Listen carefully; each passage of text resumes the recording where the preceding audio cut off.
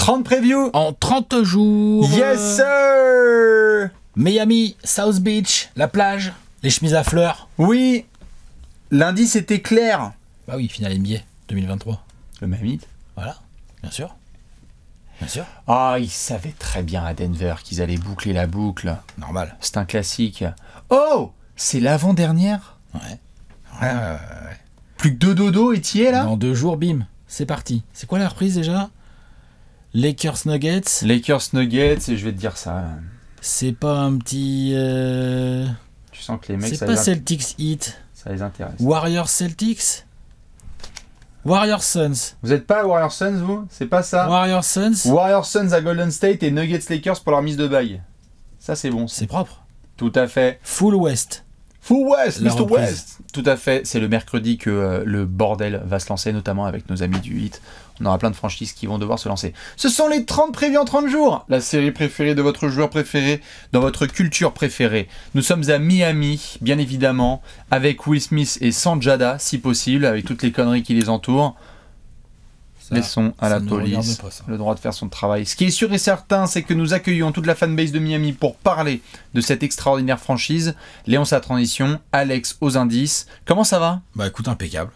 Impeccable.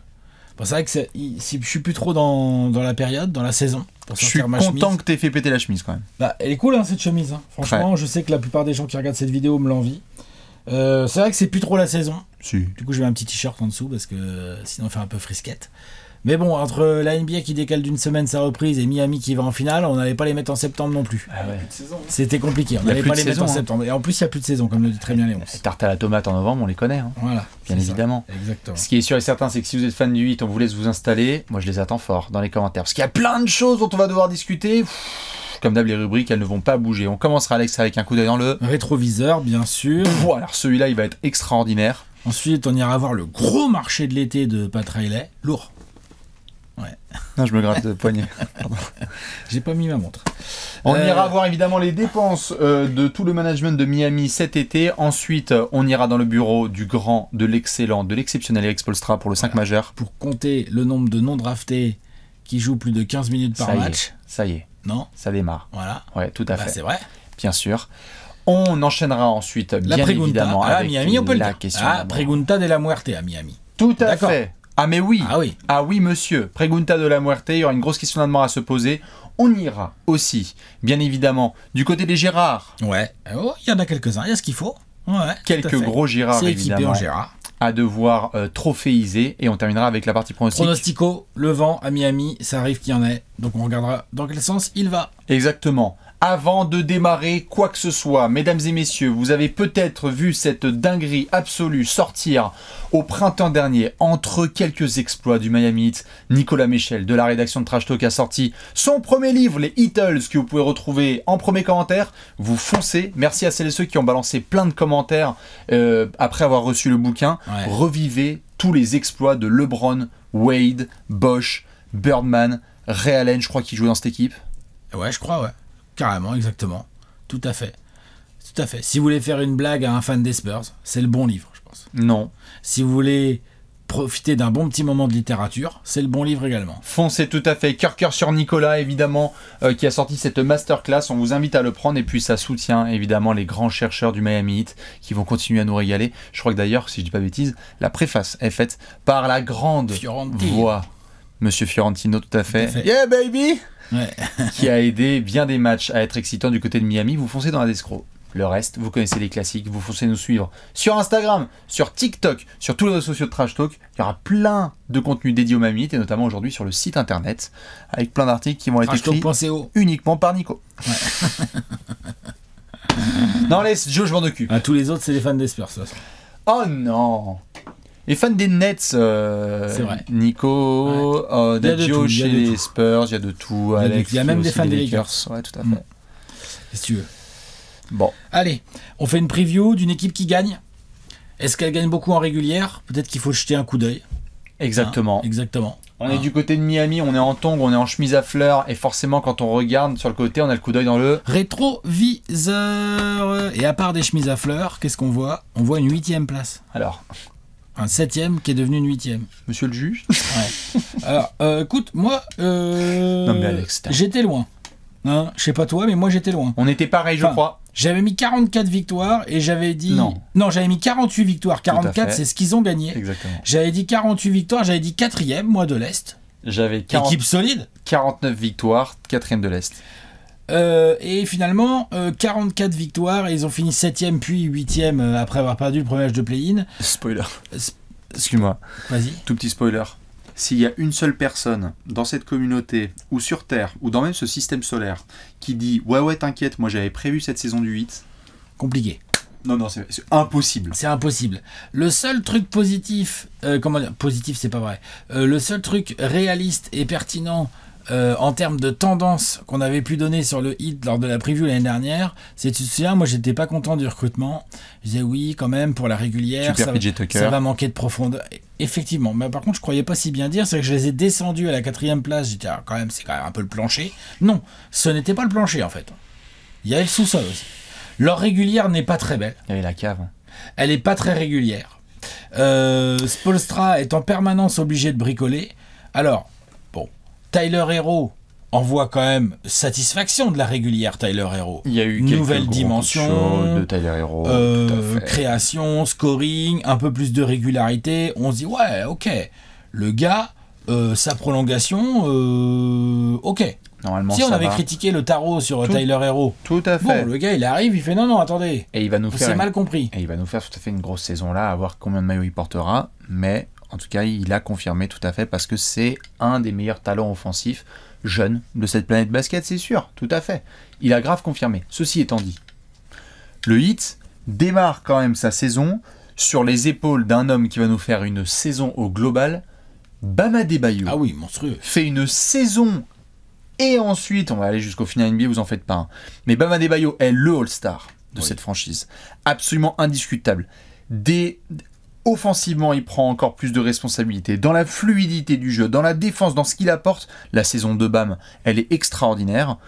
On avait parlé potentiellement de Caleb Martin en progression. On va y revenir aussi, gentiment par la suite. Mais il est vrai que Miami, moi je me souviens, parce que je crois qu'ils se sont approchés, ou fan de 8, vous me dites, ils ont même dépassé un record all-time. Eric Spoelstra, en pleine conférence de presse, je crois en mars, nous dit, alors c'est un peu chaud au niveau cardiaque, mais pour les fans du 8, c'est trop bien.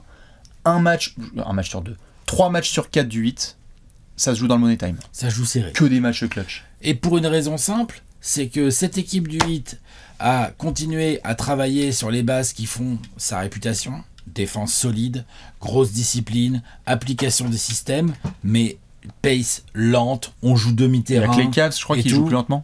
Ouais, c'est ça. 29e. On joue lentement, on joue demi-terrain, on installe pour Adebayo, on installe pour Butler, qui même s'il a eu quelques pépins en régulière, il a quand même envoyé 23 points, 6 rebonds, 5 passes, bien sûr. 2 interceptions, enfin laisse tomber, on n'en parle jamais assez, mais voilà. L'autre après il a fait les playoffs, on va y revenir. Mais tout ça avec le gros défaut qu'on avait déjà remarqué les années précédentes, ça les empêche pas d'aller loin en playoff et tout, mais en régulière ça leur joue des tours. C'est cette attaque, quoi. C'est ce rendement offensif. Et c'est pour ça qu'ils se sont retrouvés plein de fois dans des fins de match tirés. Parce qu'en fait, ils défendent très bien, ils tiennent les équipes sous des niveaux de points assez bas, mais les équipes d'en face, elles arrivent aussi à les tenir. Ouais, tout à fait. On a une équipe de Miami qui, comme tu l'as dit, tout à fait défend très très bien, mais où lorsqu'on se ramène proche des tirs à 3 points, 27e réussite sur la saison dernière. Désolé, Duncan Robinson n'y est pas. Max Truss essaye, mais n'y est pas forcément. Gabe Vincent, même dans les pourcentages. On a vraiment un hit qui n'a pas pu sanctionner autant qu'il souhaitait à 3 points. Et donc, tous les soirs, que t'affrontes les Lakers, les Pistons ou les Bucks ou les Nuggets, tu peux être ou dans les le Spurs. money time serré. Ah mais franchement, il y a eu un match sur 2, je crois que c'est 40 matchs clutch du 8 la saison dernière, c'était incroyable. Et donc très très bien pour les fans qui veulent s'éclater à 3h du matin. Par contre, au niveau cardiaque, de toute façon, les fans du 8, ils ont pris 15 ans, je crois. Et puis, au niveau nombre de victoires aussi, parce qu'ils en ont perdu. Oui. Ils n'ont pas fait que de les gagner. Oui. Ils en ont perdu. Et donc, ils se sont retrouvés dans une situation assez difficile, obligés de passer par le play-in. Oui. Parce que pendant ce temps-là, les Cavs ont progressé, les Knicks ont progressé, les Nets n'ont pas tant fléchi, et donc le Heat n'a pas réussi à rentrer dans le top 6 sur la fin de saison. Tout à fait, malgré quelques petits ajustements de deuxième partie, j'y reviens très rapidement là sur les derniers mouvements qui ont pu avoir lieu, notamment l'intégration de Kevin Love, très discret mais qui a été récupéré des Cavs à Miami pour intégrer la culture.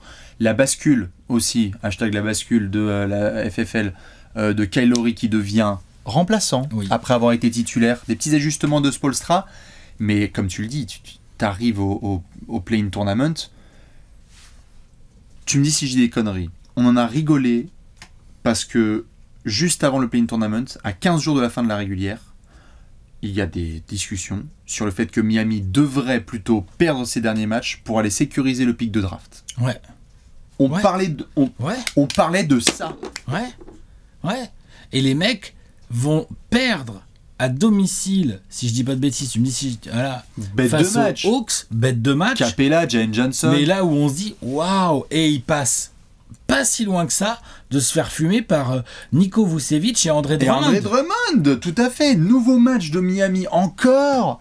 Dans le Money Time, il va falloir qu'on fasse un 4e quart-temps de malade, aller grinder avec Jimmy Butler pour battre les Bulls. Et limite, tu te rappelles, nous on était là, genre en mode putain, Bam Adebayo, si c'est pour nous faire des régulières pareilles et pas être là, se faire manger par Vucevic et Drummond, comment ça va se passer pour lui en playoff? Je pense qu'il a regardé l'après. Bon, spoiler, ça s'est plutôt bien passé pour lui en playoff. Parce que Bam l'a pris personnellement. Ouais. Ah ouais, l'autre, I took it personally. On a tout à fait vu une fin de saison bizarre de la part du Heat, où vraiment les fans, moi je me souviens, on en discutait, on disait mais attends, mais les gars, il y a 2 semaines sur le Sun Sentinel ou le Miami Herald, on disait faudrait peut-être aller sécuriser le pic. Sur un malentendu, tu peux aller chercher Wemby par exemple. Non, pas du tout. Ça bat les Bulls au buzzer. Et donc, Alex, désolé, tu vas affronter les Bucks. Allez, il y a un petit peu de rivalité, mais les Bucks vont devoir gérer ça. Allez, à quoi 4-1, max 4-2, allez. Et là, ça switch. Oh, putain. Le Heat rentre parfaitement dans sa série. Les Bucks perdent Giannis très vite. Le Heat saisit sa proie, comme on en a parlé à la preview des Bucks, quand on a fait le coup d'œil dans le rétro. On peut faire le côté miroir, rétro, miroir, tout ça, t'admireras les métaphores. On peut faire le côté miroir, côté Heat. Eux, le Heat, ils ont vu ça, ils ont dit ok, crac, à la gorge. On prend la proie, on ne la lâche pas, et on les laisse même pas espérer dans cette série, bim, 4-1. Tout à fait. Et là, on se disait encore, on pouvait encore se dire... mais en même temps, Giannis blessé, on peut pas dire qu'il nous ait donné tant de garanties que ça, finalement, le Heat. C'est comme un peu l'équipe où tout au long de la saison, on a été là en mode, il joue bien, c'est propre, c'est discipliné, mais c'est un peu limité, c'est un peu plafonné. Mais bien sûr, mais c'était normal. Et quand on voit ce premier tour, incroyable performance de Jimmy Butler sur les games 3 et 4, notamment si je dis pas bêtises, où il y a une explosion de sa part, tu sais, il y a un espèce de match de fou furieux là, où il en met 50, des pull-ups à 3 points et tout, joue l'idée dans la poche arrière. Je te broie, je te possède, je sais plus c'est quoi les propos de Jimmy Butler, mais c'était incroyable sur Jour l'idée ce qu'il lui a dit et ce qu'il lui a mis. Tu finis le travail là-bas chez les Bucks avec l'explosion de Jimmy Butler qui remonte que I'm him, je suis lui avec un L majuscule. Tu vas en demi, il s'avère que ce sont pas les Cavs, ce sont les Knicks. Non mais exactement. Oups. Alors on en a parlé quand on a fait la preview des Knicks, on en a parlé quand on a fait la preview des Cavs, mais je veux dire, il y a un moment où, là, je sais pas quand est-ce que tu veux le passer dans ce coup d'œil dans le rétro, mais les playoffs de Jimmy Butler, que ce soit contre les Bucks, que ce soit contre les Knicks, que ce soit contre les Celtics, qui pourtant sont des clients et ont bien saoulé Jimmy Butler, et Dieu sait que ça a été une série comme ça. Ouais. Le Heat a mené 3-0, s'est fait reprendre 3-3, ils ont été obligés d'aller gagner le Game 7 là-bas, mais les playoffs de Jimmy Butler, c'est une dinguerie. C'est une dinguerie. Il y a des blessures pour Jimmy face aux Knicks, une petite cheville qui tourne, mais il n'y a pas de problème dans le leadership. On va revenir. Beaux ajustements d'Eric Spoelstra qui a fait tiens, Budenholzer, t'es gentil, tu vas perdre ton taf. Voilà. Je vais m'occuper de Tom Thibodeau. Échec et mat. Merci, au revoir. On va faire une grit and grind absolue. Hommage aux Grizzlies de la belle époque. Le hit, c'est grit and fucking grind. Et voici un gros match de Kevin Love au Madison Square Garden. Et voici un gros match de Kyle Lowry au Madison Square Garden. Et tu perds Tyler Hero dès la première série face aux Bucks. Il n'a joué qu'un seul match de playoff, Tyler Hero. Tu perds, tout à fait. Bien sûr, c'est Gabe Vincent qui a été beaucoup titulaire et Max Truss. On parle de 2 joueurs. Alors on en reparlera d'eux dans le marché des transferts. Des égéries à sauce. Mais ouais. Mais qui sont des joueurs qui sortent un peu de nulle part. Tout à fait. Et qui se retrouvent titulaire ou à minima avec des gros rôles en termes dans le jeu attaque-défense ou en termes de minutes dans une équipe qui, on le réalise au fur et à mesure des playoffs, est contender. Tout à fait. Rotation raccourcie. Ah bah oui. Derrière Bam Adebayo, merci, on a remercié toutes les années de Dwayne Dedmon par le passé ou de Omer Yurtseven, mais là on va vraiment donner à Kevin Love l'opportunité de jouer 5 dans certaines situations. Expérience, shoot à 3 points, rebond, pas de problème. Kyle Lowry trouve son truc. Tous les matchs du Heat, grit, grind, merci. Jalen Brunson file des coups de chaud quand même, parce que sur la défense du Heat, l'autre il a été extraordinaire. Mais alors Julius Randle, merci non merci. Ouais. On va bien cadenasser tout ça. Ouais, Julius Randle, c'est pas une opposition pour lui, ça. Et dans la série la moins sexy possible imaginable, mais so hit culture, Miami versus New York, le truc où t'espères qu'il y a 210 points dans un match. Mais vous voyez ce que je veux dire. Bah, Miami, pour eux, c'est une balade de santé. C'est que du bonheur pour eux. C'est un bain chaud. Ah, c'est dégueulasse. Ah ouais. Oh, super. Faut trousser ses manches. Trop cool. Bah, j'arrive. Et ils ont gagné tranquillement, sans trop trembler contre les Knicks. Limite, ils ont plus tremblé sur la cheville de Jimmy Butler. Ouais. Et ensuite contre les Celtics, où tu mènes 3-0 et quand tu te fais remonter à 3-0, ils ont été solides au Game 7 et tout, mais enfin c'était quand même un peu chelou là de se faire remonter comme ça. Ben ouais, tu mènes 3-0, tu te dis attends, mais aucune équipe n'a perdu en menant 3-0 dans une série de playoffs. Ça revient. Entre deux matchs, t'as Jimmy Butler qui fournit en café toutes les écuries de Formule 1 au Grand Prix de Miami. Les mecs, ils sont partout. On parle de hit culture dans tous les sens. Nico, il sort son livre. On passe pas 24 heures sans qu'il m'envoie un MP. Mais qu'est-ce que c'est que ce merdier là? L'autre, il sort son bouquin. Les fans du 8 sont là. Tu peux sortir un bouquin tous les ans, s'il te plaît? Tu m'étonnes. Parce que l'autre, il suivait la saison. On se disait, mais attends, c'est incroyable sur ces playoffs. Et au Game 7, à Boston, là, tu fais pas le fier. Parce que tu t'es fait remonter, que Jaylen Brown blabla beaucoup. Mais Jimmy Butler, excuse-moi pour finir, Jaylen Brown le dit, il n'y a aucun doute, on va finir le travail là-bas. Ouais. Non, Jimmy Butler le dit. Jimmy Butler, oui. Ouais, il a aucun doute. Après, il a déjà fait des déclarations comme ça, où ça s'est pas fait. Mais oui, je suis d'accord. Et non seulement ça, mais en plus, il y a un côté où non seulement Boston revient, mais Boston est en train de montrer que ouais, ils ont la meilleure équipe des deux équipes quand même. Bah oui. En termes de talent, même de collectif, même défensivement, en fait, ils peuvent regarder droit dans les yeux, Miami. Sauf qu'au Game 7, il se passe autre chose. C'est un match où il faut être prêt tactiquement. C'est un match où il faut que le groupe se sublime. Et c'est donc un match pour Caleb Martin. Logique. Tout à fait. Ah bah, la base. Complètement. C'est la superstar. C'est le mec le plus attendu. Non, mais c'est tellement Miami. Duncan Robinson aussi qui fait un bout de... bien sûr, c'est tellement Miami. Les mecs, ils mènent 3-0. Ils se retrouvent en galère à se faire remonter par Tatum, Brown, Smart, Horford, machin. Équipe chiante à jouer. Tu dois jouer le Game 7 au Boston Garden. Et là, Jimmy Butler est attendu. Bam Adebayo est attendu. Je dis pas qu'ils n'ont pas répondu. C'est pas ce que je dis. Ce que je dis, c'est que c'est Caleb Martin et Duncan Robinson qui sort de son placard. Ils vont sortir du placard. Non, c'est un truc de fou. On se marre même, souviens-toi dans le match, en disant... Mais attends, il fait rentrer Haywood Highsmith. On est dans un Game 7 et Rick Spoelstra il nous troll tous. Il fait les gars, je vais mettre mon 8e homme, il n'y a pas de problème, vous allez faire quoi? Et Haywood Highsmith rentre et fait ce qu'il faut.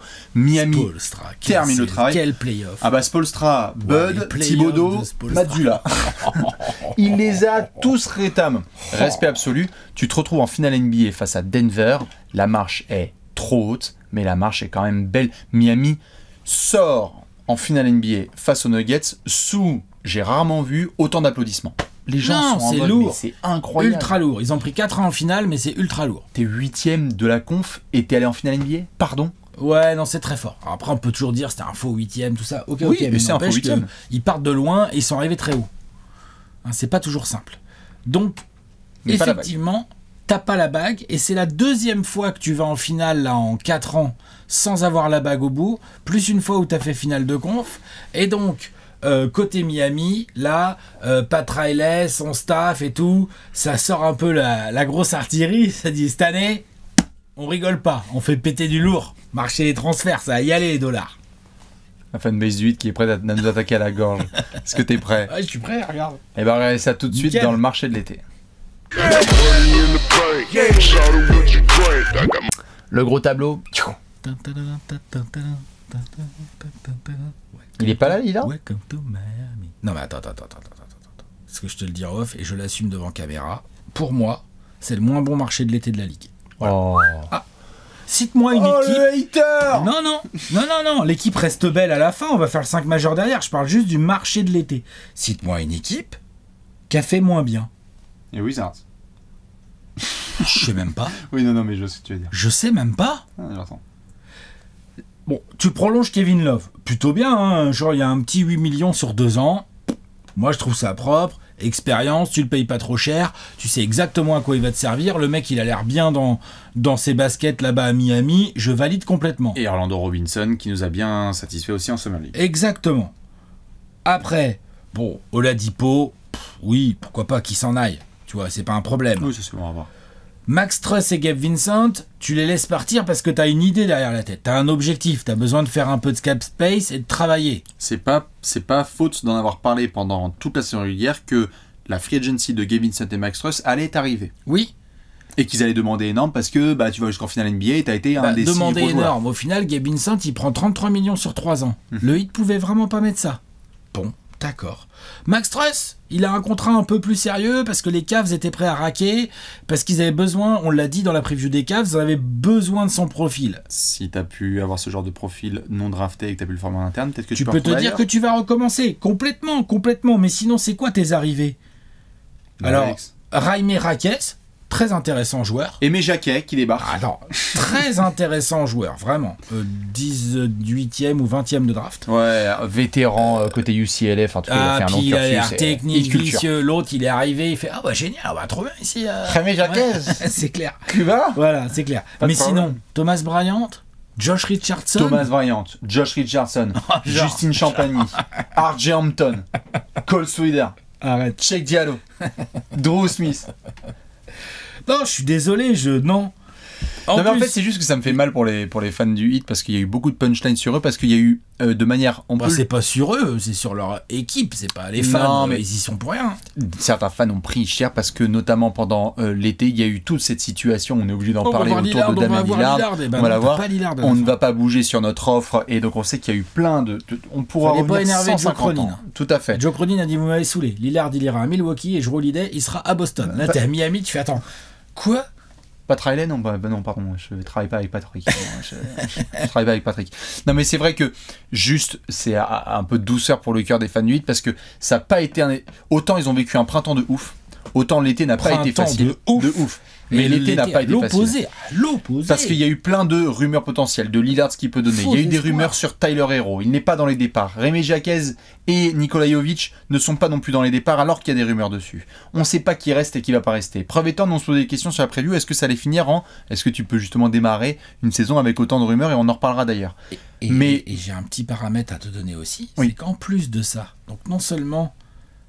T'es à l'inverse des playoffs. Des playoffs, tu t'attendais pas à grand chose et t'as eu quasiment le grave. Incroyable, la surprise totale. Incroyable. L'été, dès le début de l'été, on est là. Genre Lillard, il veut Miami. On est déjà là dans nos têtes. Ah, Lillard, Butler, c'est parfait pour lui. Adebayo, tu vois. Ils ont une attaque, ils ont besoin de ça. Waouh, ils ont trop besoin de ça. Tu vois, genre on est là, ça c'est parfait. Ça c'est parfait. Donc là, tu tombes de haut. Mais non seulement tu tombes de haut, mais en plus, je suis désolé, mais je me dois de rappeler que Miami, cette saison, ils sont à quasiment 20 millions dans la luxury tax. Ils vont payer de la taxe bien vénère, 40 ou 50 millions d'amende. Enfin, d'amende, c'est pas une amende, mais de la facture de la luxury tax va être dans les 40 ou 50 millions à Miami, alors que tu te dis, merde, mais ils ont recruté quoi?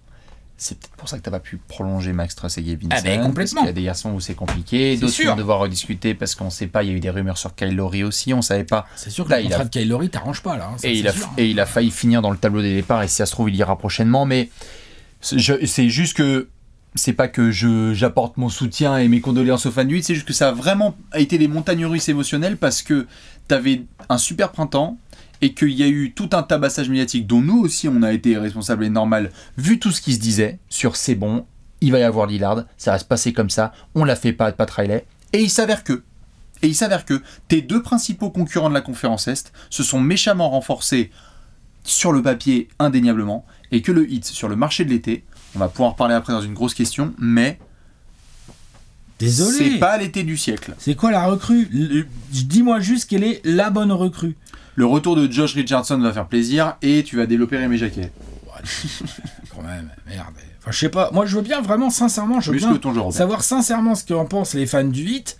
Mais moi, si j'étais fan du Heat, je serais genre, what the fuck. Je pense que c'est le timing du tweet. Le Heat signe RJ Hampton, genre quoi, un quart d'heure après le transfert de Lillard.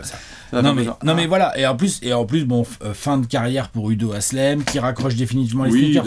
Ça fait un petit coup au cœur, mais c'était pas une surprise. Beau dernier match d'ailleurs, hein, magnifique. Oui, puis ça fait 4 ans que l'autre il joue plus, donc à un moment donné il faut raccrocher.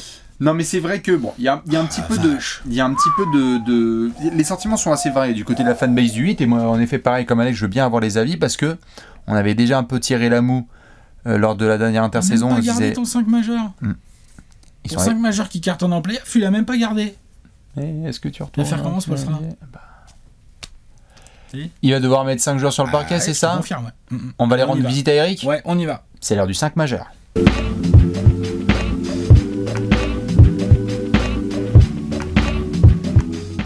Le 5 majeur, avec un meneur, un arrière, un ailier fort et Bam Adebayo. Nous sommes à Miami, dans le bureau d'Eric Spoelstra, le meilleur coach de toute la NBA.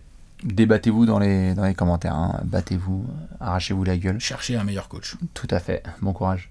Ce qui est sûr et certain, c'est qu'on est dans le bureau de Spo et on va devoir mettre 5 joueurs sur le terrain. Avant ça, l'effectif très garni du Miami Heat, pour le plus grand plaisir d'Alex, à voir justement quels joueurs sont dans le 5 majeur et comment on articule les rotations. Je pose la question protocolaire. Alex, t'as combien de verrous dans le 5 majeur? Tiens, j'en ai 3. J'en ai 4. Ok. Allez, vas-y. Alors, j'ai dans le backcourt quelque part, j'ai Tyler Hero. Oui. Dans les ailes quelque part, j'ai Jimmy Butler. Et au pivot, j'ai Bam Adebayo. Ensuite, il me faut 2 joueurs pour venir compléter ça. Est-ce que Kylori retrouve un poste de meneur titulaire? C'est la grande question. Je sais juste que Caleb Martin, entre la fin de saison dernière et ce qui s'est passé, je l'attends. J'entends. Et hashtag faute de mieux, mais c'est très bien, hein, le développement de Caleb Martin, donc je le mettrai en titulaire. Ouais. Titulaire avec Butler pour combler les postes 3-4, c'est ça? Tout à fait. La question, c'est le 5e titu. Kylori a basculé en backup l'année dernière. On l'avait dit, Gabe Vincent était là. T'avais Kylori qui sortait du banc. Très bien. Kylori doit aussi se racheter de certaines choses. Et il a son contrat, donc je le mettrai moi en titulaire. Si tu mets pas Kylori titulaire, oui. Déjà c'est qui ton meneur? Je veux dire, tu peux donner la balle à Hero, tu peux donner la balle à Butler, il n'y a pas de souci. Hein, hashtag Phoenix Suns, on va remonter la balle ensemble. Ok, effectivement. Oui, voilà, c'est ça. Ok, j'entends. Tyler Hero, Jimmy Butler. Il pourrait décider de jouer sans meneur et par exemple... Josh Richardson. Ouais, la vache. Potentiellement. Ouais. Potentiellement, tu peux avoir du Josh Rich qui va être là. Potentiellement, Alex, Kevin Love démarre aussi en 5 sur des petites minutes avant de venir en backup vraiment pour aider le banc. Oui. Et tu as un 5 avec Tyler Hero, Jimmy Butler, Caleb Martin, Bam Adebayo et Kevin Love. Ça dépend aussi des match-ups. Et Eric Spoelstra ne va pas nous donner qu'un seul 5 majeur cette saison. On le sait. Non, mais de toute façon, il peut pas. C'est trop le bazar. Mais à la différence des autres équipes qu'on a fait récemment, où on est quand même dans le haut du panier, c'est pas comme si on avait dit on a 4 safes et alors le 5e on a eu un wagon d'options, on est comme des malades. C'est fou quoi, les mecs viennent de faire des playoffs de grands malades mental et d'aller en finale NBA. Ils avaient, je trouve, beaucoup de clés en main pour faire un autre marché de l'été, je l'ai dit, et du coup on se retrouve encore dans la rubrique 5 majeurs du Heat avant une saison régulière où l'année dernière on les avait pas vus venir en playoff, mais en saison régulière, même si nos pronostics étaient un peu trop surestimés, mais en fait on a vu aussi que le Heat était un peu court. Et là j'ai l'impression que le Heat est encore un peu court. C'est cette sensation qu'on a. Franchement. Bien sûr, monsieur, je comprends. Bon, ok, alors admettons, Laurie redevient titulaire. Tyler Hero est donc à poste 2. Oui. Caleb Martin et Jimmy Butler sur les postes 3, poste 4, et Bam Adebayo au poste 5. Oui. Sur le banc, tu as Duncan Robinson, Josh Richardson, Jaime Raquez, Haywood Highsmith, Nikola Jovic, Orlando Robinson, Cole Thomas Swider. Bryant, Kevin Love. Je suis désolé, mais c'est pas dingue. Hein. Non, comme souvent avec le Heat qui derrière essaye de resserrer ses rangs. Et c'est quelque chose qui va à l'encontre aussi du Star Empowerment et de ce qu'on a pu voir, où Miami va jusqu'au bout de la dernière goutte de l'éponge. Le Heat, ils te disent, on s'en bat les couilles de ce que ton nom représente, est-ce que tu fits dans le système? Et les interrogations qu'on a, elles sont légitimes. Elles sont légitimes. Il y a des pertes qui n'ont pas été remplacées. Des pertes. Et c'est pas des pertes si grosses que ça. Je veux dire, c'est du... Comme l'année dernière avec PJ Tucker, là, c'est du Struss, c'est du Gabe Vincent. Donc, est-ce qu'il existe une option aussi dans laquelle Duncan Robinson va retrouver des minutes de titulaire pour apporter, si son shoot revient, du spacing et notamment de la réussite, parce que la dernière c'était une off-year. Je ressors les chiffres puisque je les avais sous les yeux. Duncan Robinson, qui est un sniper, hein, la dernière 32,8% à 3 points. Désolé. C'est pas assez. C'est pas possible ça. Par contre, on le sait aussi, il est capable de faire des saisons monstres. Est-ce qu'il va revenir? Il y a un rôle laissé aussi vacant par Max Truss, qui aimait bien aussi avoir ce rôle-là. Ouais. Qui a joué le plus de matchs du 8 la saison dernière, 80 matchs. Il était à 35% à 3 points, donc c'est pas non plus incroyable. Mais ça fitait bien avec le reste du 5 matchs. Qui va prendre ce rôle? Duncan Robinson? Josh Richardson? Josh Richardson, c'est pareil, les pourcentages au tir, c'est pas non plus un truc de fou furieux. Ça vient. Après, il défend dur, c'est un bon athlète, et il connaît la maison. Il a déjà joué à Miami. Ce qui est rassurant à la limite, c'est que Spoelstra, quand il sent bien un truc, il n'hésite pas, il y va. Il n'est pas assis sur des hiérarchies toutes faites. Non, ça se trouve, Jamal Cain et Cole Swider vont avoir 15 minutes par match chacun, et en décembre, on va tous être là, genre, Spoelstra, incroyable. Bien sûr. Jaime Jacques, All-NBA Rookie First Team, on va faire qu'est-ce qui se passe. Le mec, c'était le lion qui a marché et qui a fait tout le travail de l'ombre qui n'était pas réservé aux superstars. Complètement d'accord, c'est possible, et Spoelstra, il en est capable. Mais c'est encore du... Mais exactement, c'est-à-dire que ce qui est incroyable, c'est qu'en fait, on est là, et les mecs viennent d'aller en finale NBA, et on va galérer à faire le 5 majeur. Que tu aies un peu une rotation... Là, on galère à faire le 5 majeur. Là, on galère à faire le banc, Alex. Ouais, le banc. Voilà, donc c'est vrai qu'il y a un peu de... Voilà, qui pour tenir le poste 1? C'est important quand même. Allez. Et même si Hero et Butler peuvent te tenir la balle et tout, quand même. Non, mais Lauri va être là, mais c'est juste voir quel est son temps de jeu et comment ça se taille. Quel rôle va être donné à Niko Jovic? Ils ont l'air de croire en lui. Combien de minutes? Orlando Robinson, pareil. Quel poste? Oui. 3, 4, 4, mais 4, est-ce que c'est là où ils en ont le plus besoin? C'est même pas sûr. Oh, c'est encore la surprise. Et on va voir. Et c'est vrai que le Heat fait soupirer parfois en ce sens. Raimi Raquez, c'est un 3. C'est un 3 qui est capable... Et Woody Smith, c'est un 3-4. C'est un 3-4, tout à fait. Jovic, c'est un 4. C'est un 4 qui peut... Le backcourt, c'est quand même pas la fête. Le backcourt, c'est pas la fête. Surtout quand ton meilleur joueur du backcourt, en l'occurrence Tyler Hero, faisait partie de 250 rumeurs à la minute ces 6 dernières semaines. I'm just saying. Alex, moi je trouve que ça souligne aussi quelque chose de très important, c'est que là, ok super, t'es à une blessure. Que ce soit le merdier quand même. Ah bah bien sûr. Parce que là, t'as une profondeur... Genre c'est une pâte aux joueurs, il n'y a pas de profondeur, c'est une pâte aux joueurs. Je peux te poser une question? Ouais. On a fait le hit en avant-dernier parce que c'est un finaliste NBA. Si on les avait mis par rapport à nos projections, ça serait pas l'avant-dernière. Ah bah non. Non. Non. Bien sûr que non. Et d'ailleurs, je pense que pas mal de gens tout à fait. Vont partager cette analyse. Et pas mal de gens vont être comme nous et vont se dire en juin, merde, c'est encore en finale NBA. C'est ce que je souhaite à Miami. Félicitations d'avoir sorti en fait, Lillard et Giannis. Ouais, c'est ce que... Ou les Celtics. Ou les Sixers. Ou les 3. Ou les Cavs. Ouais, ou les Cavs. Non, mais c'est vrai que on va encore et encore devoir compter sur le génie et l'excellence d'Eric Spoelstra et de son staff. Et Butler et Adebayo. Et Hero en attaque. Mais... Et on va encore dire ça défend bien, mais en attaque, c'est un petit peu parfois limité. Mais ce qui est sûr, c'est que avec en tout cas ce 5, parce que c'est un 5 de début de match et c'est aussi un 5 de fin de match, Lauri, Hero, Butler, Adebayo et ou Caleb Martin ou Kevin Love, je m'en bats les couilles des Cavs, des Nets, des machins, des trucs, etc. Si un match est serré et qu'à la fin, il y a ce quintet-là dirigé par Spoelstra, t'as toutes tes chances. C'est dangereux. T'as toutes tes chances. Donc on va encore devoir hustle et bien grind. Je suis pas en train de dire qu'ils peuvent pas atteindre des objectifs. Je suis en train de dire que pour jouer une régulière et bien se positionner dans une régulière, j'adore pas cet effectif. Je comprends et suis pas mal d'accord.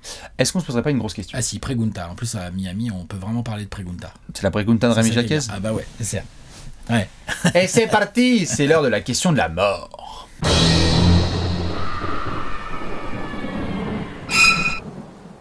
La question de la mort. La pregunta de la muerte.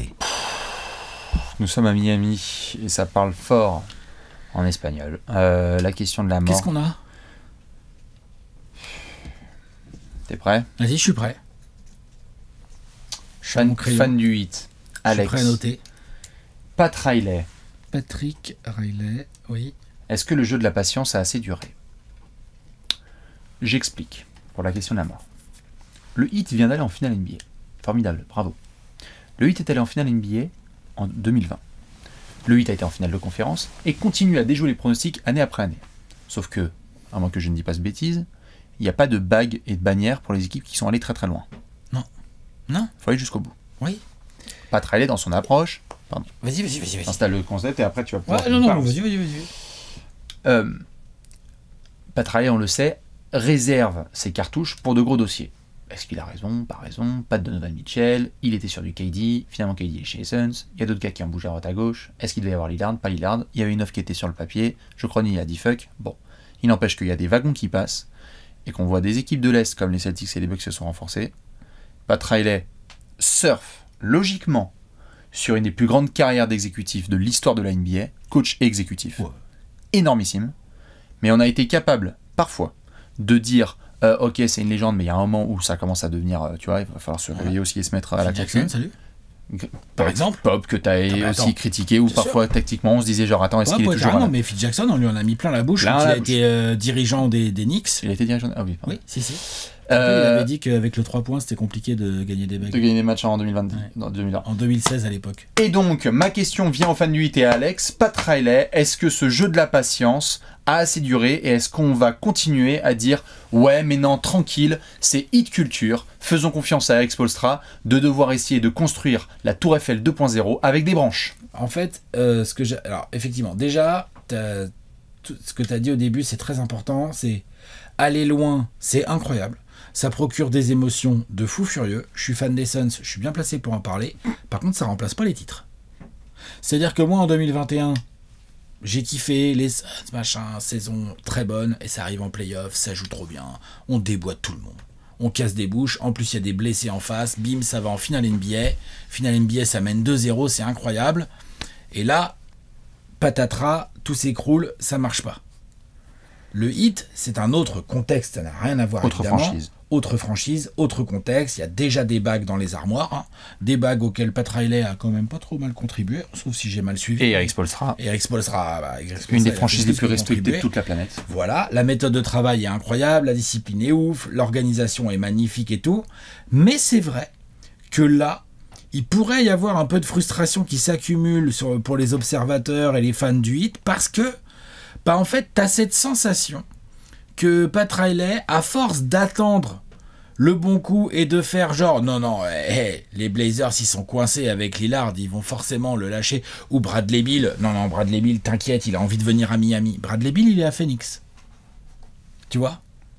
Alors ouais, t'as eu Kyle Lowry, tu le payes cher, et franchement, il modifie pas non plus tant que ça ton groupe. À l'époque, t'as appris Butler des Sixers, ça c'était très bien joué. Mais c'est vrai que là, tu l'as souligné, et le cas Lillard est un sacré exemple, c'est que, concrètement, Lillard, il avait vraiment envie de venir à Miami. Je pense pas que les rumeurs, elles étaient fausses. Je pense que Lillard, il voulait venir à Miami. Et ce qui est assez dingue, c'est qu'il y a eu un moment où ça a semblé acquis. Et qu'un grand dirigeant comme Pat Riley, alors que ça semble acquis, que le joueur, il a envie de venir. Le joueur, c'est pas n'importe quel joueur. Damian fucking Lillard, c'est énorme, tu vois.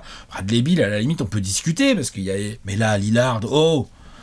Et que Pat Riley, en plus, on le voit bien dans le marché de l'été. Surtout Lillard qui porte une pancarte. Est-ce que je peux aller à Miami, s'il vous plaît? Et puis Pat Riley, on le voit bien dans le marché de l'été. Il a fait des moves, tu l'as dit, Struss, Gabe Vincent, ils n'avaient pas envie de trop les payer parce qu'il y a des problèmes de taxes. Et il y avait un positionnement où on voulait faire un package avec Jovic, Tyler Hero et je ne sais quel cap filler pour pouvoir faire le trade avec Lillard.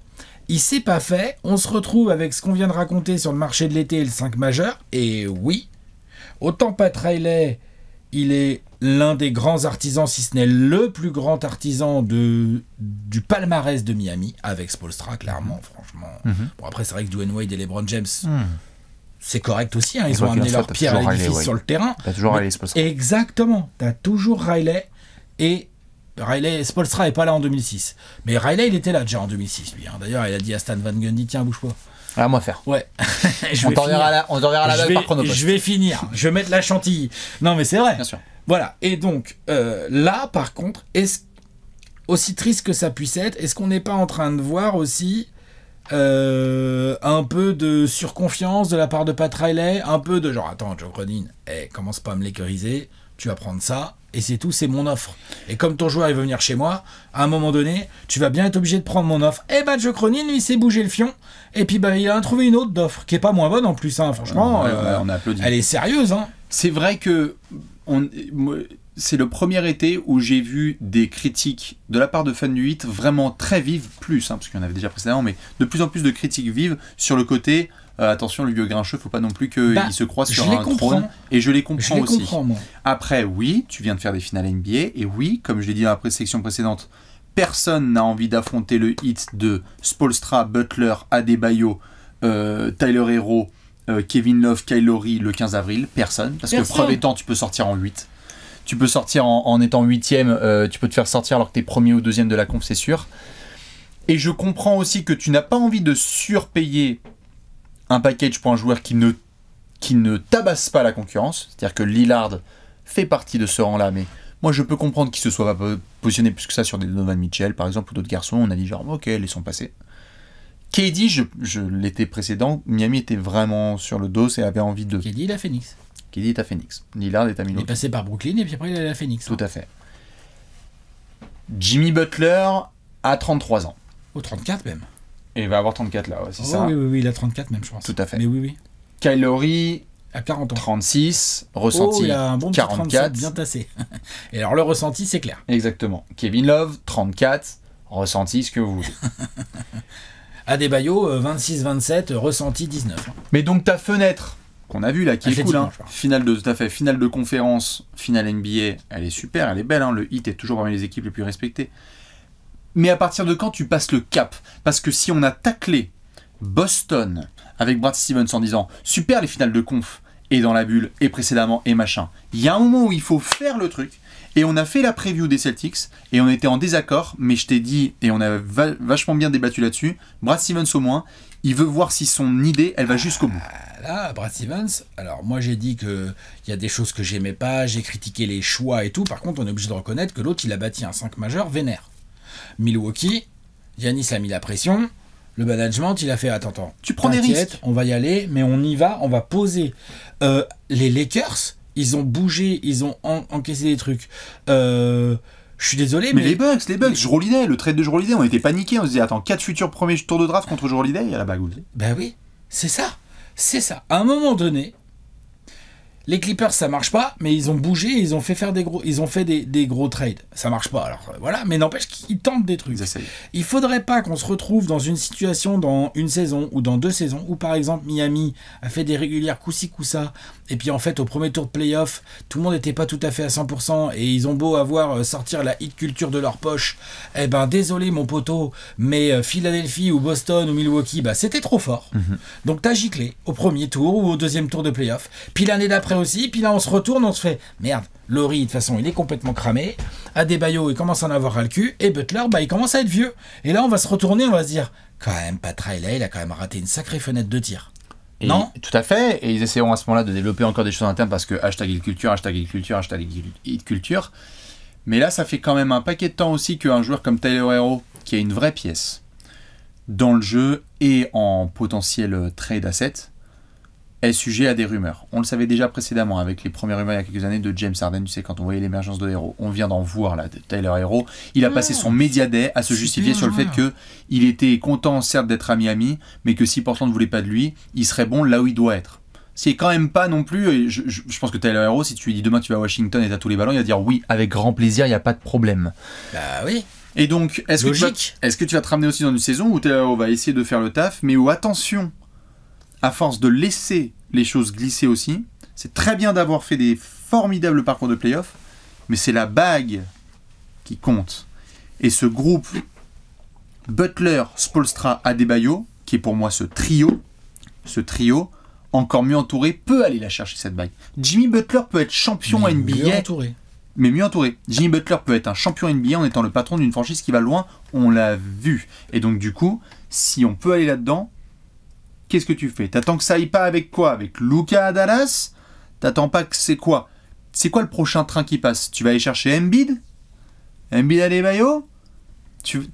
C'est quoi en fait la piste? Est-ce que c'est forcément une superstar comme ça qu'il faut faire venir à Miami? J'en sais rien. Est-ce qu'à un moment donné, il n'y a pas un juste milieu entre... Parce que moi, ce qui me travaille sur le marché de l'été du Heat, je comprends, ils ont beaucoup misé visiblement sur Lillard, mais du coup, il n'y a rien à la place. Enfin, pardon. Je veux dire, c'est R.J. Hampton et Josh Richardson. Pardon. Il n'y avait pas des intermédiaires. Tu vois, genre, quand tu vois que Boston, du coup, a réussi à récupérer Jrue Holiday, que finalement Phoenix a réussi à gratter Bradley Beal, bon, avec son énorme contrat, que Lillard est à Milwaukee. En gros, Miami, aujourd'hui, au-delà même de la régulière, mais si tu dois classer des favoris pour le titre, ils sortent de finale NBA, est-ce qu'ils sont seulement dans les 5 favoris pour le titre? Non. Bah non. Ils sont peut-être dans les 10, mais ça cause. C'est dingue de se dire ça. Sauf s'il y a des mouvements qui sont faits.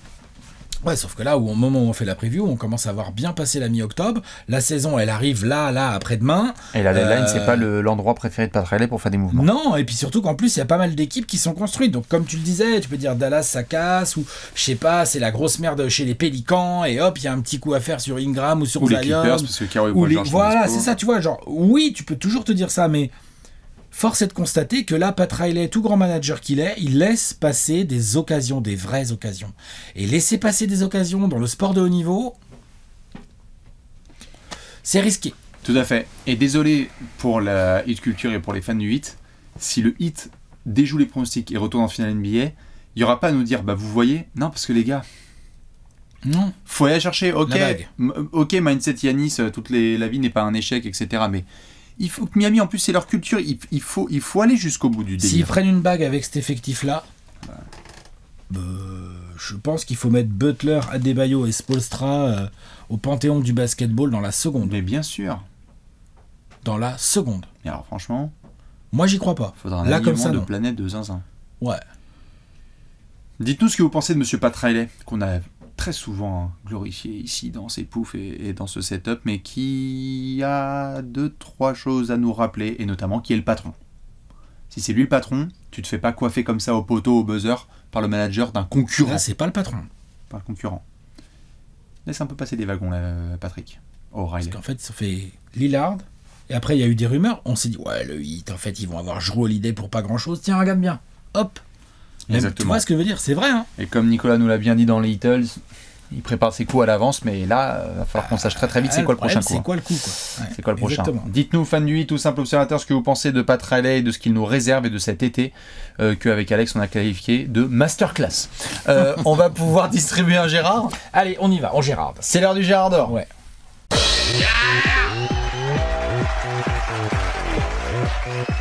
Le Gérard d'or, le Gérard d'or. Alex, Hop, allez. est-il clutch? Oui. 29. Can you do some to me? Les fans des Nuggets sont comme ça, il fait non. Oh non. Oh non. Alors là, sur mon corps vivant, jamais. Vous êtes bien dans le Gérard d'or, le trophée du peuple. On est dans la salle de Miami. J'en peux plus de leur nom là. C'est quoi le nouveau nom? On était passé par FTX. Enfin bon, bref, la salle du 8. Ok. Garez-vous. Je sais que le parking c'est compliqué avec l'accès. Il y a un joueur qui va nous faire cliquer sur le hit. On rigolait juste avant avec Alex. Et j'ai très hâte que tu nous dises qui est ton Gérard d'or. Haywood Highsmith. En fait, je connaissais pas bien le joueur jusqu'il y a 2 ans. Normal, personne ne le connaissait. Ni même Spoelstra, en fait. Il le connaissait pas. Donc, oh putain, il est grand, il court vite, lui. Voilà. Et il l'a mis dans son effectif. Pourquoi c'est mon Gérard d'or? Parce qu'en fait, pourquoi? par rapport à tout ce qu'on vient de dire dans cette preview, et là, si je relis mes petites notes et tout, bah en fait, quand tu regardes la rotation du Heat, je pense que Tyler Herro va avoir des énormes responsabilités dans le backcourt et qu'à la création, Butler va plus être réorienté vers les postes 2-3 peut-être pour accompagner Herro, éventuellement du Duncan Robinson, on verra du Josh Richardson, on verra comment il s'organise, mais qu'en fait, sur ces postes-là de front courte, je pense que, ouais, peut-être Caleb Martin va être titulaire entre Butler et Adebayo. Allez, ok, d'accord. Mais Haywood Highsmith a tout de suite une carte à jouer en sortie de banc. C'est-à-dire que ce qu'on a vu de lui, là où tu te disais en rigolant, ouais, Spoelstra, il en a rien à faire, Game 7, il sort avec Woody Smith, machin et tout. L'autre, il a pas démérité sur le terrain. Non. Moi, j'ai beaucoup aimé ce qu'il a proposé. Déjà, j'avais bien aimé le peu d'apparitions qu'on l'avait vu faire avant ses playoffs. Mais là, en playoffs, quand on lui a demandé d'être là, il a été présent. Il est toujours dans l'effectif. Il a le côté hit culture en lui, on voit bien, hein, il n'a pas peur des grosses missions défensives. Il a les attributs physiques aussi pour ça. Hein, c'est vraiment le forward, athlétique, long, malléable. Spoelstra, il n'hésite même pas à l'utiliser limite en pivot dans des petits 5. Non mais 26 voilà. piges en plus, hein, il fait partie des jeunes de Miami. Quoi. Joueur hyper intriguant, pur produit de la hit culture à mon sens, oui. Et qui peut encore aller plus loin parce qu'en fait, tu parlais de l'éventuelle petite blessure ou quoi, on sait qu'Adebayo ou Butler, ça peut leur arriver. Kevin Love, il est quand même plus tout jeune et tout. Donc très très rapidement, dans cette saison régulière du hit, Erik Spoelstra peut se retourner vers son truc et dire « Ok, alors attends... » Tiens, viens là, Woody Smith, là. Donc, cette semaine, tu vas jouer 30 minutes par match, mon pote. Parce on défend sur Yanis, là. Ouais, voilà, c'est ça. En fait, on a que toi, et on a besoin que tu joues bien, et t'en es capable. Il est à quelques progrès offensifs d'être un joueur de rotation sérieux. Mm-hmm. Moi, je trouve que parfois, en attaque, il a manqué un peu de... tu vois, de qualité technique. C'est pas de la finesse. Voilà. Mais par contre, défensivement, énergie, mentale, intensité, il est grave là. Typiquement le genre de joueur où je vais être curieux de voir, de me dire, ok, sorte de année 2, qu'est-ce qu'il en fait Erik Spoelstra? Monsieur Woody Smith. Sera-t-il le prochain de #culture à sortir du lot et à enfumer un prochain management parce qu'il va être surpayé à la free agency? Exactement. Est-ce que Woody Smith, à la fin de la saison, il est agent libre et bon voilà, ça intéresse pas grand monde, ou est-ce qu'il prend 40 millions sur 3 ans? Oh putain. Non mais j'en sais rien. Comme on a eu pour Gabe et pour Max Truss, où il y a 3 ans, personne ne les connaissait. Ils les méritent, leur contrat à la fin. Tout à fait.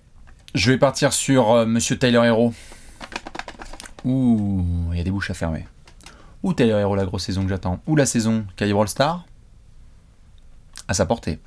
20 points, 5 rebonds et 4 passes de moyenne la saison dernière, à l'âge tendre de 22-23 ans, 44% au tir, 38% à 3 points, 93% au lancer.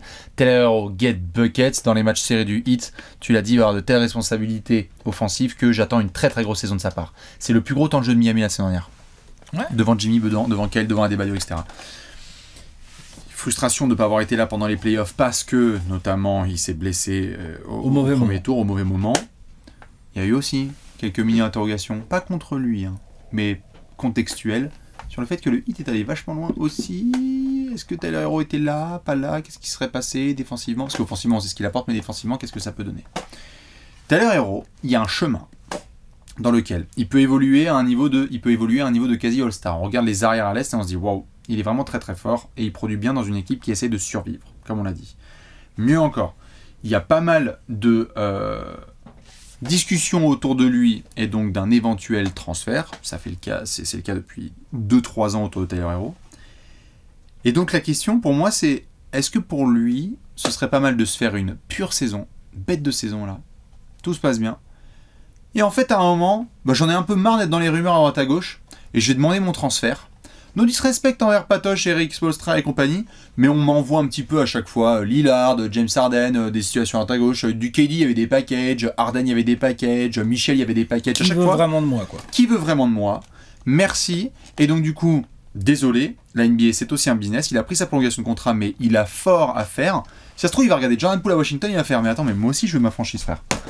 Je veux ma franchise et je veux commencer à jack up 25 shoots par match. J'espère qu'il va pas trop regarder quand même Jordan Poole à Washington. En tout cas, il va regarder Jordan Poole à Washington, comme moi, je vais regarder Jordan Poole à Washington. Ouais. Mais ce que je veux dire par là, c'est attention à ne pas trop prendre Tyler Hero pour acquis. Formidable pièce draftée loin du top 10 lorsqu'il a été sélectionné par le Heat. Très très gros talent, bien développé. Mais attention, parce qu'à force de le laisser à droite à gauche, c'est un gars qui peut passer entre les doigts du Heat. Je pense quand même qu'il va faire une énorme saison et qu'ensuite on aura des vraies réponses sur son utilisation dans des situations défensives de fin de match. Offensivement, il va trop apporter. Il a assassiné des gars Utah dernière et tout des gars. Trop de talent. Mais c'est quoi tes héros sur le long terme de Miami? Quand je dessine le Heat, tu dessines Spoelstra, Butler, Adebayo. J'arrive pas à mettre Tyler dans la big picture. Ah, quand même. Moi, je pense que... En tout cas, il va falloir rafistoler la relation parce que là, attention. Voilà, c'est plus Attention. là, en fait, qu'il est le truc. Bah ouais, mais bon. C'est plus dans quel état d'esprit réel il est, Tyler Hero, et comment va se passer la régulière. Cette régulière, autant l'année dernière, ils ont réussi le coup de maître, le coup de force, de pas réussir leur régulière, mais de faire des grands playoffs derrière. Oui. Autant là, cette saison régulière, je pense qu'elle est cruciale. Ah bah je te suis totalement. Dites-nous vous qui vous avez bien évidemment en Gérard d'or, parce que nous on va devoir terminer avec... Bah, pronostico, hein. Bien sûr, évidemment. On est d'accord? Allez, on y va. C'est l'heure du pronostic.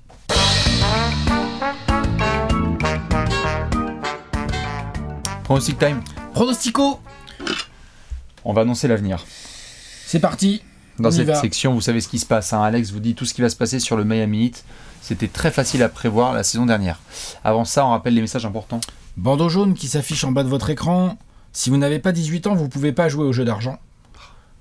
Voilà, ça c'est le premier point. Et le deuxième point, c'est que si vous avez 18 ans, vous ne pouvez pas vous permettre de jouer de l'argent que vous ne pouvez pas vous permettre de perdre. D'accord. Je vous laisse la réécouter, mais 100% de réussite celle-là. Ne faites pas les bolos. Ouais. Pour les gens qui ne sont pas des bolos, Alex, est-ce que tu as une cote? Oui, magnifique bandeau bleu avec une cote proposée par Paris en Sport. Le Heat sera qualifié pour les finales NBA. De nouveau. La cote, elle est à 10 et elle est boostée à 12. Donc grosse cote. Eh, Par rapport à tout ce qu'on vient de dire dans la preview, la grosse cote est logique. Ah oui, je te C'est vrai. confirme. Ah, Je la trouve presque pas assez grosse, moi. mais alors, du coup, le over-under, c'est quoi? Over-under 45,5. Bah, pour une équipe qu'on a gagné 44 la saison dernière, tu vois, il y a un peu de logique, non? Tu trouves pas? Ouais. Ouais.